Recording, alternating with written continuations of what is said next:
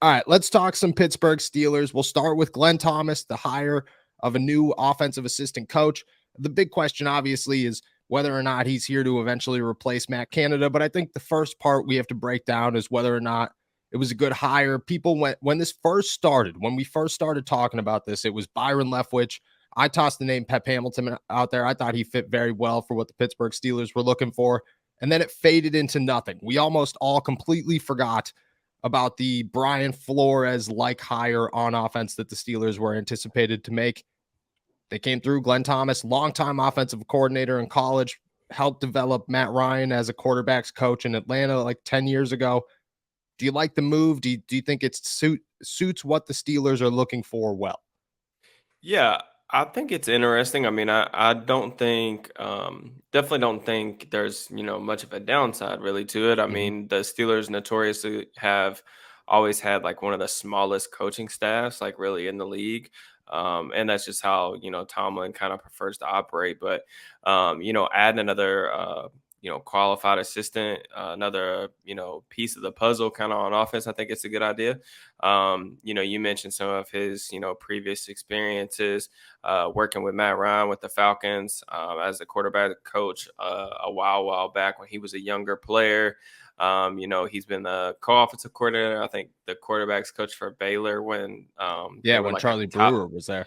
Yeah, when they were like a top 10 team about 5, 6 years ago. And, maybe the most important aspect of this was, he was the quarterback coach and then offensive coordinator, I think, at Temple Yep. with Matt Rule, who recruited Kenny Pickett. So I think that kind of connection to where, maybe there's, I know there's familiarity there. I'm not sure if, Pickett, kept in touch with him at all throughout college or anything like that. But having that familiarity with, the potential franchise quarterback, hopefully long term, I think that definitely was a good thing for him. And why the hire kind of probably makes even more sense. Yeah, so I didn't know. I didn't connect the dots with the Matt Rule thing. I've been looking for that. I've been looking for the Steel. There's got to be a connection somewhere, like the Steelers don't just hire coaches. That just doesn't happen. So I've been looking for that. The Matt Rule is a good one. But yeah, it's exactly what the Steelers needed. I think what I like most about this is that it follows the trend of the NFL. It's a very quarterback developmental coach who has had a lot of success in the passing game, a lot of success with these young quarterbacks. And I get it's all in college, but everywhere this guy's gone, he's led teams or offenses to success. Charlie Brewer broke the Baylor record with 69 touchdown passes. I want to say that's in a season. It might be in a career. On top of that, Matt Rule, Temple, back-to-back 10-win seasons. Matt Ryan speaks for himself, obviously, and now he's here. I just think that's, we've seen a lot of coaches come through Pittsburgh, and every time you're kind of trying to find that one piece that makes you say, oh, okay, this is a good hire. I think Glenn Thomas has a list of them, which makes you feel really good about it. Do you expect him to just be like, what do you expect his role to be? I kind of look at him as a guy that is here to pretty much just develop Kenny Pickett and kind of help improve the pass game as a whole. Yeah, sorry, my dog's going crazy if y'all hear them in the background. No, I'm not really sure exactly like what his exact title or role will be, but I do think obviously Kenny Pickett is the number one kind of role there, right? Like he's gonna try to help develop him, make sure that he's comfortable, try to get him to take that year two leap. Yep. But like I said, having another guy on staff that has helped develop a passing game, that's something I feel like they definitely need to take strides with this season, becoming more explosive on offense. I think all of that, just add another piece of the puzzle, somebody who's been there, done that, and in the event that the Steelers aren't going to, it would have to just fall completely off the rails, for Matt Canada to lose his job like during the season. We could argue Yeah. about whether we think he makes it to next year or the year after, I should say, like 2024. But in the event that you absolutely have to go a different direction, if things fall off the rails, now you have a second person on staff who has called plays, and like Yep. that's the big thing too. Like whenever you're wanting to potentially make a switch, like in season, obviously very uncharacteristic for the Steelers, but you got to have qualified play callers on your staff, because it's not like, if you're a first time play caller, you don't want to go into that situation like getting thrown into the fire kind of Yeah, like in week mid-season. 9. That's Yeah. just not that's not how the NFL works. It's way more complex than that. So Yeah. overall, yeah, I just like it.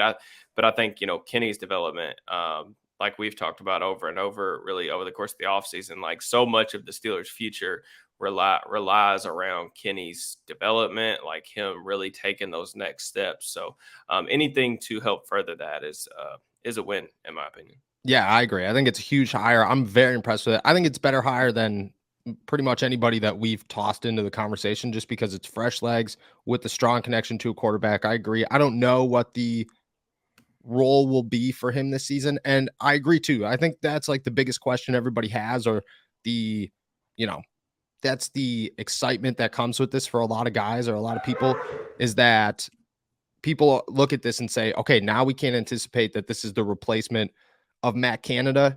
There's almost a 0% chance that he gets fired during the season. Like, it just doesn't happen. You got to let the contract expire, which that's, expected to be reported to be after this season.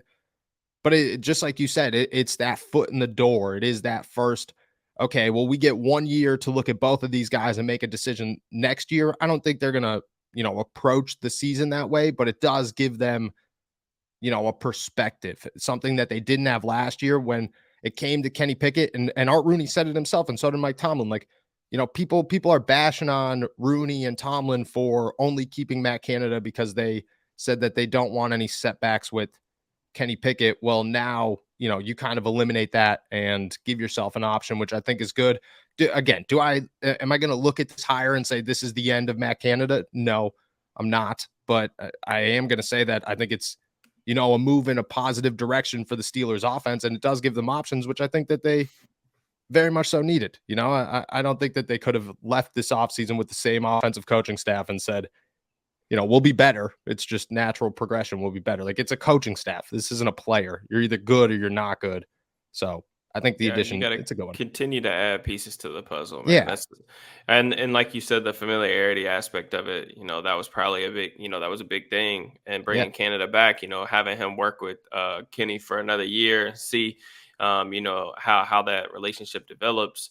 But you're bringing in a guy who already has some familiarity, at least Yep. on the surface level, with the quarterback, and then you're going to get a year with him in the building, to kind of see what he's about, see where his brain is and stuff like that. So, like it, I think in the short term, there's really no downside. And in the long term, I kind of joked about it on Twitter since the news came out. I was like quote tweeting, it was like Steelers offensive coordinator in 2024, but it really could happen like that. So I mean, Yeah. you just don't, we just don't know. But it's an interesting move on the surface too. I'm definitely going to try to do some, over the weekend, going to try to do some research to see if I can find out any type of, already YouTube to see if there were some clinics or anything like that. If he's done anything like that on YouTube, I couldn't find anything, unfortunately, but I'll try to No. reach out and see if I can find something good. Yeah. For next week's episode. That would be nice. I don't know anything about him outside of just, his long list of successes, which is, Right. on the surface, that's a really good one. I think Better it is than hilarious. That's what I'm saying. Like, it's every time we talk about Matt Canada, we're just talking about failing upwards. Yeah. With this guy, it's just like, well, it seems like you earned your stripes here. Like, let's come in, see what you could do. Yeah, I think it's a positive move. I think it's hilarious that the Steelers pieces to develop Kenny Pickett, they're just like, all right, who did he love in college? We're just going to go get those guys. Matt Rule's taken. All right, we'll find somebody else. Don't even worry about it. Yeah, it's a good Right. time.